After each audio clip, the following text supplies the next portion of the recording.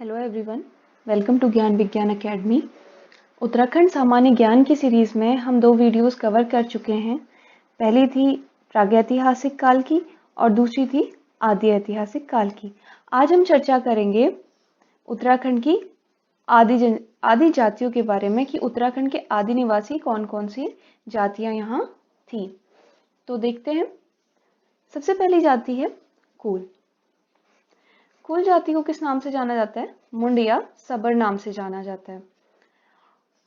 शिव प्रसाद डबराल जी के अनुसार ये उत्तराखंड की प्राचीनतम जाति है। यहाँ पे स्पेसिफिकली लिखा हुआ है शिव प्रसाद डबराल जी के अनुसार। कुछ इतिहासकार ऐसे हैं जो कोल जाति को प्राचीनतम जाति मानते हैं और कुछ ऐसे हैं जो किरातों को प्राचीनतम मानते हैं। आयोग जो एक्सेप्ट करता है वो कोल को एक्सेप्ट करता है। लास्ट कुछ एग्जाम्स में उसने कोल जाति को एक्सेप्ट किया है कि प्राचीनतम जाति रही हुई है। अब अगर देखें तो ये क्या करते थे? प्रकृति पूजा पर विश्वास करते थे। आपके जो क्वेश्चंस इससे बन के आ सकते हैं वो इस तरह से आ सकते हैं कि उत्तराखंड की प्राचीनतम जाति कौन सी थी? तो वो कोल थी।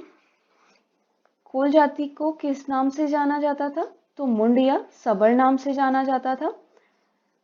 हमें ये पूछा जा सकता है कि निम्नलिखित में से किस इतिहासकार के अनुसार ये उत्तराखंड की प्राचीनतम जाति है? तो उसका आंसर होगा शिव प्रसाद डबराल, जिन्हें क्या बोला जाता है? चारण भी बोला जाता है। नेक्स्ट देखते हैं किरात जाति। तो किरात जाति का जो उल्लेख है स्कंद पुराण में, इनको क्या बोला गया? भिल्ल बोला गया। यानी कि स्कंद पुराण में किरात जाति के लिए जो शब्द प्रयुक्त हुआ है वो हुआ है भिल्ल। तो ये क्वेश्चन आपके पास आ सकता है कि किरात जाति के लिए भिल्ल शब्द का प्रयोग किसमें किया गया है? तो किसमें किया गया? स्कंद पुराण में। अब जॉर्ज गियर्सन के अनुसार उत्तराखंड की प्राचीन जाति, जैसे मैंने आपको पहले ही बताया कि कुछ इतिहासकार मानते हैं कि कोल जाति सबसे पुरानी जाति है और कुछ मानते हैं कि किरात जाति सबसे प्राचीन जाति है। तो ठीक, आपके पास अगर क्वेश्चन इस तरह से आए कि जॉर्ज गियर्सन के अनुसार उत्तराखंड की प्राचीनतम जाति कौन सी है, तो उसका आंसर होगा किरात, अदरवाइज कोल आंसर होगा। अब कुछ अजय रावत से मैंने कुछ फैक्ट्स लिए हुए हैं, जैसे इनका वर्णन मिलता है हमें मेगास्थनीज की इंडिका से, हमें इनके बारे में उल्लेख मिलता है। बाणभट्ट की कादम्बरी से भी इनका उल्लेख मिलता है किरात जाति का। महाभारत के वन पर्व में इनका उल्लेख है और कालिदास की रघुवंश महाकाव्य में भी इनका उल्लेख मिलता है। तो क्वेश्चंस किसी भी तरीके से आपसे पुट किए जा सकते हैं कि कालिदास की कौन सी रचना में किरात जाति का उल्लेख मिलता है, या ये पूछ लिया जाएगा कि महाभारत के किस पर्व में किरात जाति का उल्लेख मिलता है, या बाणभट्ट की किस पुस्तक में हमें इनका उल्लेख मिलता है। तो इस तरह के क्वेश्चंस आपके पास पुट किए जा सकते हैं। मूल रूप से ये जो जाति थी ये पशुपालक थे। जैसा कि हम जानते हैं कि उस टाइम पे ज़्यादातर जो जातियां हुआ करती थी वो क्या करती थी? पशुपालन पर निर्भर रहती थी। तो ये भी क्या थे? पशुपालक थे। और ये जाति शिव के उपासक थी, यानी कि जो किरात लोग हुआ करते थे वो शिव के उपासक थे। वर्तमान में उत्तराखंड में जो शिल्पकार हैं ये क्या माने जाते हैं कि ये किरातों के ही वंशज हैं। यानी कि उत्तराखंड में जो शिल्पकार जाति आज निवास करती हैं, तो ऐसा माना जाता है कि ये उन किरातों के ही वंशज रहे हैं।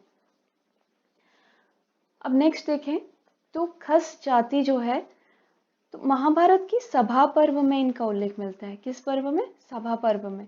ये जो पर्व लिखे हुए हैं ये बहुत इंपॉर्टेंट है। जैसे प्रीवियस वाले में हमने देखा किस वाले पर्व में, ये देखिए महाभारत की वन पर्व में इनका उल्लेख मिलता है। किसका? किरातों का। और यहाँ क्या है कि महाभारत के सभा पर्व में खसों का उल्लेख मिलता है। इन्हें आर्यों का वंशज माना जाता है। पहले तो ये कहा जाता है कि मतलब जो खस जाति है ये आर्यों की वंशज अपने आप को बोलती थी, बट ये अगर स्वतंत्र रूप से हम बोलें तो ये अपने आप में एक बहुत बड़ी जाति थी, बट इनको रिकॉग्निशन न मिलने की वजह से फिर ये अपने आप को आर्यों के ही वंशज मानने लग गए। कत्यूरी राज्य के अशोक चल, जो कत्यूरी राज्य का राजा था, इसके बौद्ध गया शिलालेख में ये बोला गया है कि खसदेश का नरेश, इसको जो इस शिलालेख में इसका उल्लेख मिलता है वो खसदेश का नरेश बताया गया है। तो ऐसा माना जाता है कि जो ये खस जाति है इसका कत्यूरियों से कुछ न कुछ संबंध रहा होगा, ये आपस में कुछ न कुछ इनका संबंध होगा। बृहत संहिता में इनके लिए जो शब्द प्रयोग किया गया है वो है तंगा। काव्य मीमांसा जो लिखी है राजशेखर ने, उसमें इनको बोला गया है खसपति। और इनके समय में उत्तराखंड में बौद्ध धर्म का प्रचार सर्वाधिक हुआ। ये हमने प्रीवियस वीडियो में भी डिस्कस किया था कि खसों के समय में बौद्ध धर्म का प्रचार सर्वाधिक हुआ था। खसों के यहाँ कुछ प्रथाएं चला करती थी जो निम्नवत हैं। जेठो, जेठो का मतलब क्या होता है कि बड़े पुत्र को उत्तराधिकारी नियुक्त कर दिया जाता था। टेकवा प्रथा में क्या होता था कि जो विधवा स्त्री होती थी वो किसी अन्य पुरुष से संबंध स्थापित कर सकती थी, इस टेकवा प्रथा के अनुसार। देवदासी प्रथा में क्या होता था कि ज्येष्ठ पुत्री को मंदिर में दान किया जाता था, कर दिया जाता था। तो एक ऐसी प्रथा थी कि अगर कोई ज्येष्ठ पुत्री है, हो गई है किसी की, तो उसको मंदिर में जाके दान कराएं। नेक्स्ट देखते हैं शक। तो जो शक जाति है वो पशुपालक और अश्वपालक जाति है। यहाँ पे स्पेसिफिकली दे दिया है अश्वपालक, तो यानी कि अश्वपालन भी करते थे। इससे पहले हमने जितनी जातियां पढ़ी है या तो हमने पशुपालन, पशुपालक इस तरह से वर्ड्स उसके लिए यूज किए गए हैं, बट जो शक जाति है उसके लिए स्पेसिफिकली दिया हुआ है कि अश्वपालक जाति थी। ये ऐसा माना जाता है कि पश्चिम एशिया से आए हुए थे। और जो राहुल सांकृत्यायन जी हैं उनके अनुसार शक मूलतः खसों के ही वंशज थे। तो मतलब ये मानते हैं कि जो शक जाति है इसकी उत्पत्ति खस से ही हुई है, और खस विकृत होके इस तरह से शक हो गया होगा, फिर ये शक में परिवर्तित हो गए होंगे, फिर इन्होंने अपना नाम शक रख लिया होगा। तो ऐसा राहुल जी का मानना है। तो आपसे पूछा जा सकता है कि शक मूलतः खसों के ही वंशज हैं, ऐसा किस इतिहासकार ने कहा है? तो वो है राहुल सांकृत्यायन। अब लास्ट है कुमाऊं क्षेत्र में शक संवत का प्रचलन और कटारमल का सूर्य मंदिर इनके निवास की पुष्टि करता है। कटारमल में जो सूर्य मंदिर है, और हमें पता है कि कुमाऊं रीजन में हमारे उत्तराखंड में क्या होता है, शक संवत का प्रयोग किया जाता है। तो ये सब जो हैं किसकी पुष्टि करते हैं? उत्तराखंड में शक जाति के निवास की पुष्टि करते हैं। तो ये तो थी उत्तराखंड की आदि जातियां।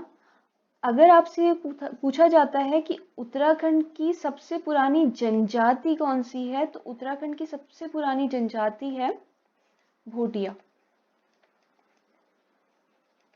ठीक है, तो ये हमने कवर कर लिया। इसके बाद हम देखेंगे ऐतिहासिक काल, जिसमें हम डिस्कस करेंगे कत्यूरी शासन के बारे में, फिर हम देखेंगे कार्तिकेयपुर शासन, फिर उसके बाद हम कुमाऊं में चंद शासन में आएंगे, गढ़वाल में पवार शासकों के बारे में डिस्कस करेंगे, फिर कैसे गोरखों ने कुमाऊं और गढ़वाल से चंद और पवारों से इनके क्षेत्रों को विजित किया, कैसे वो यहाँ आधिपत्य करने लग, कैसे यहाँ उनका आधिपत्य हुआ। फिर उसके बाद ब्रिटिशर्स ने उनसे इस एरिया को छुड़वाया, या फिर संगोली की संधि के बाद उनसे ये एरिया ले लिया, फिर टिहरी रियासत बनी। और फिर उसके बाद जो ब्रिटिशर्स थे और टिहरी रियासत थी, ये साथ साथ चलेंगे। तो देखते हैं नेक्स्ट वीडियोस में। Thank you.